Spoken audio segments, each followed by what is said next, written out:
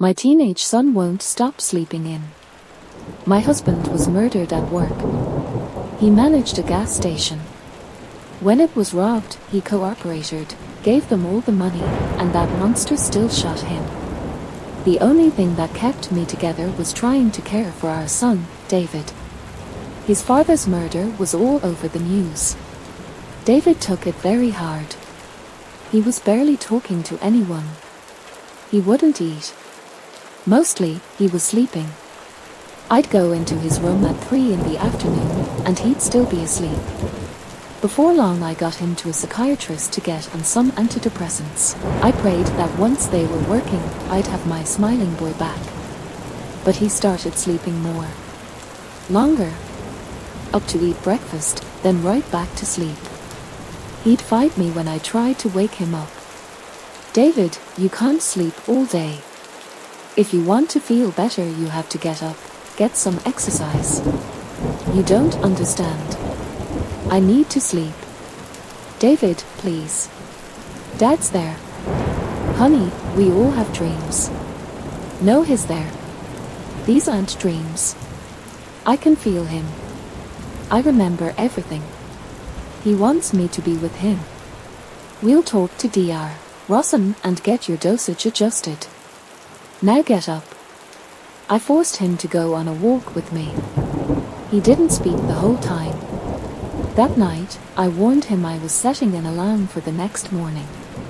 I wouldn't let him sleep in. He begrudgingly wished me good night.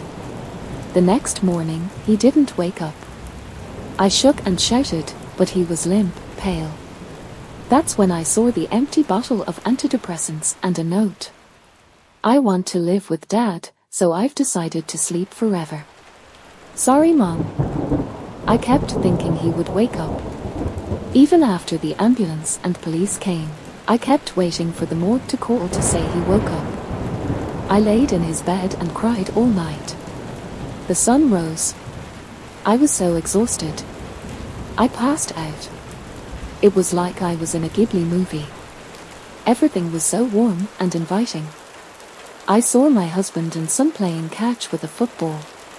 When they saw me, they cheered and ran to me, hugging me and showering me with kisses. Are you staying, Mom? Something was wrong. My son I recognized. But the more I looked at my husband, the less familiar he looked. Something glowing behind his eyes. His smile was too yellow. I felt the hot breath when he whispered in my ear, "Your son is mine now." I awoke in a cold sweat. The sun was now setting. I ran to my room. I searched the boxes in my closet to find my husband's old .32 revolver, and ran back to my son's bed. Whatever that thing was, it had my son. I needed to save him. Time to go to sleep for the last time.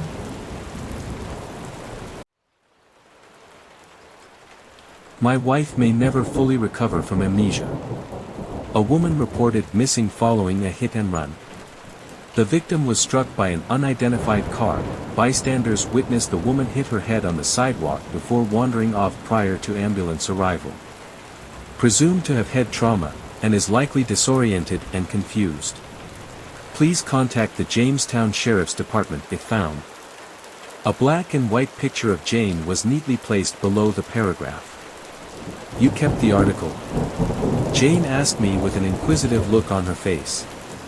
Yes, it reminds me that life is too short. Reminds me how easily I almost lost you. That's such a sweet thing to say, honey. There was a period of time when I thought I'd lost Jane forever. When she went missing I searched for days. I probably only slept 2 hours a night. I found her laying on a bench in a park over an hour from the hospital. It was sheer luck. She was bloody, bruised, and disheveled. It had been clear she had been wandering outside the whole time, utterly confused. It's me. Your husband. I've been worried sick. You hurt your head, that's how you ended up here, dear. She looked at me suspiciously, and I wasn't sure if I'd ever get her to trust me. I convinced her to walk to the diner across the street, and I flipped through a couple of my favorite pictures of us. This is where we met, see? I saw some faint recognition in her eyes. She couldn't even tell me her name or where she lived, but the fact that she recognized me was enough. After she got cleaned up, I paid for a hotel until she came to trust me. I didn't want to push her boundaries. Eventually, she became comfortable, and we slowly adjusted to normal life again. It's been a year of progress, but Jane still has a hard time remembering. She wakes up screaming. Can't remember my name sometimes. Talks about people I've never heard of. It's like she forgets who she even was before all this. But, I love her with all my heart. Jane handed me back the paper, smiled, and walked off to the shower. I stared at her picture in the newspaper article again.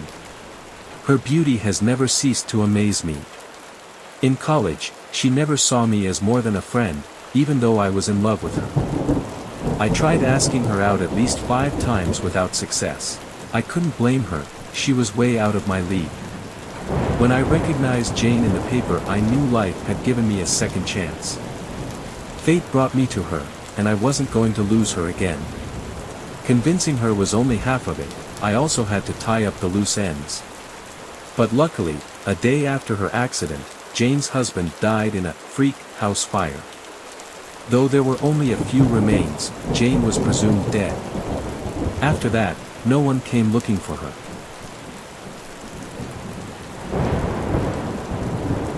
My wife won't let me rest.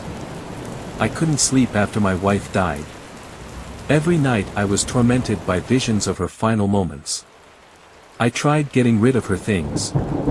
It felt nice seeing all those trash bags lined up by the curb. But removing the evidence of her presence didn't help. I saw her everywhere, and I still couldn't sleep at night. Maybe she wouldn't let me rest because she couldn't rest, my brain reasoned. Maybe there was something wrong with her resting place. I filled an oversized duffel bag with the parts still left in the freezer and dragged them into the woods behind our house. When I reached the top of the hill with the scenic overlook, she liked I dug a hole and buried them. Surely that will make her happy, I muttered to myself as I hiked down. I climbed into my bed that night at 9 p.m., excited to rest. But as soon as I closed my eyes, I saw stained carpet and glassy eyes, not to mention the tufts of hair hanging on my hammer. I couldn't stay in the house any longer. How long can a person go without sleep, anyway? I had to move out. And I couldn't sell the place, who knows what an inspector might find. My mind played through different scenarios before settling on accidental fire. That would show her, a ghost with nowhere to haunt. The solution made me feel relieved. As I watched the flames climb higher and higher, I silently prayed for a fat insurance check. That night I checked into a room at a rundown highway motel. I couldn't have cared less about the flickering lights or the faint aroma of cigarettes. Not even the dingy sheets deterred me. Finally, I was going to get some sleep. A few minutes later I heard the key in the lock. "Hello, honey," she said from the doorway. Her beautiful skin has soured into a sickly yellow, and a large nightcrawler dangled from her eye socket. As she pulled the sheets back and slipped in beside me, I noticed her fingernails were black and broken. Probably from clawing the soil. "Didn't expect you here," I muttered. I guess the house hadn't meant much to her either. "Please forgive us. I'll be executed for this, but I don't care, I need to warn people. We fucked up. Hubris. Our goddamned hubris. We tried to play God, we even celebrated when they first opened their eyes, and now. Jesus. Oh, sweet Jesus, please forgive us." To engineer the next great leap forward in human evolution was our task. 10 of the top minds of the day given a playground of scientific resources. No budgets, no expense reports, no ethical boundaries, no limits whatsoever. Just a quarterly progress report, an occasional demonstration, and a complete commitment to the project. And by complete, I mean complete. Every one of us is dead, at least legally speaking. Before we were even told what we signed on for, we had to agree to that, our families don't even know we're alive. But, we were promised we'd be the authors of the greatest scientific achievement of the 21st century, and when we were done, we'd never need to work another day in our lives. God, what I wouldn't give to go back and say no. The problem is, we succeeded. We created life. An entirely new species, Homo futurus, our great achievement and our great failure. They're better equipped for survival than Homo sapiens in every conceivable way. Intelligence, it's beyond our comprehension, no tools exist that would allow us to accurately measure it. Size/strength, when mature, they're typically about 3.5 meters tall and can lift a sedan over their head. Vulnerabilities, none.